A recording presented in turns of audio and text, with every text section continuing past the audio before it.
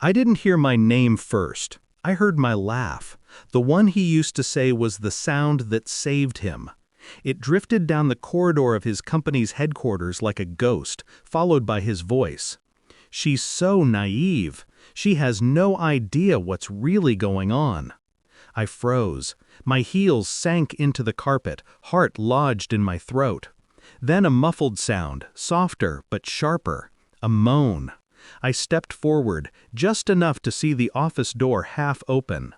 Inside, his hands pressed against her skin, their bodies tangled on the office bed meant for late-night work.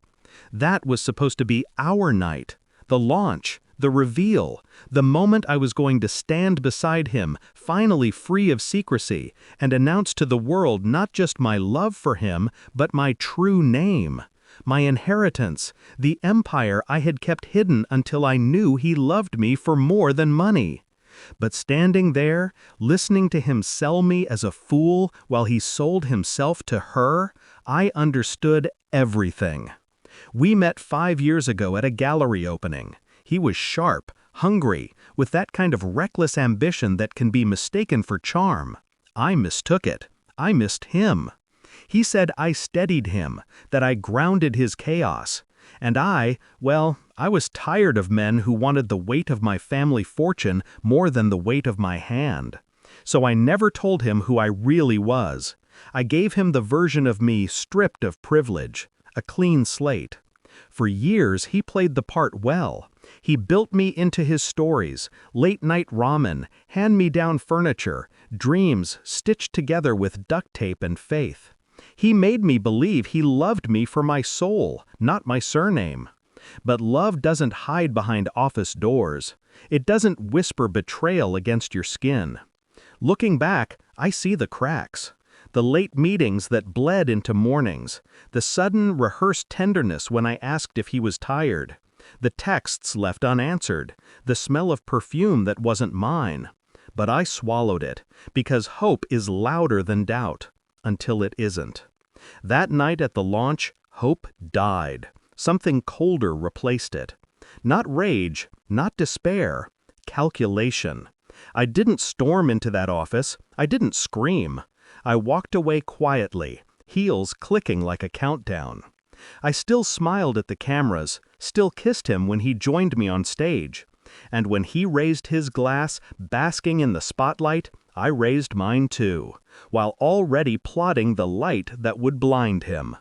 I started with silence. Silence is a weapon if you know how to sharpen it. I let him think he still held me, still deceived me.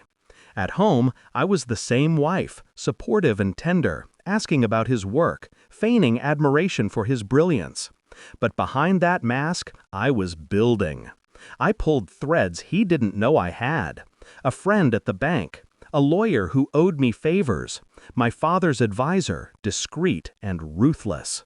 One by one, I gathered documents, his company's financials, the contracts he'd buried, the debts he had hidden even from me.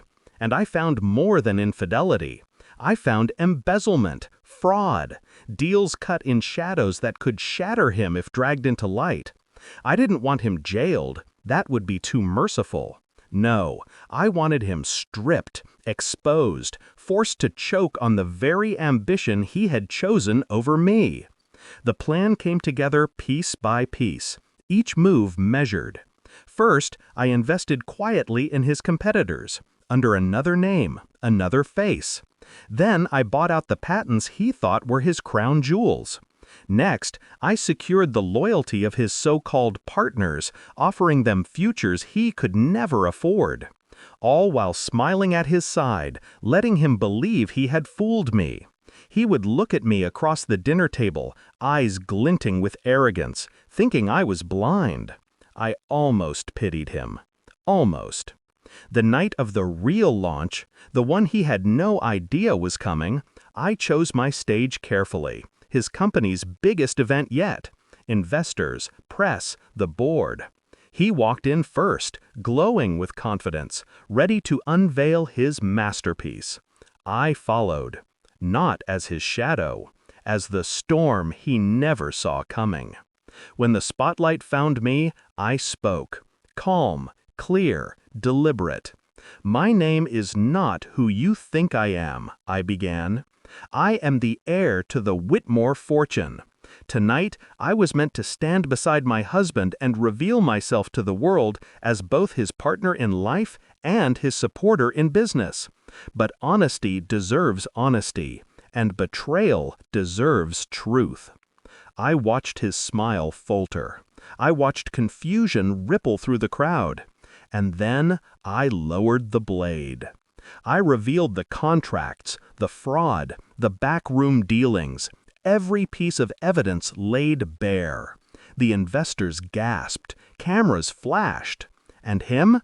He stood frozen, drowning in the silence of a room that once cheered for him. By the time I finished, his company was ashes. His reputation, a headline written in fire. I didn't look at him when I walked off that stage. I didn't need to. I could feel the weight of his stare, the way it clung to me, desperate, disbelieving.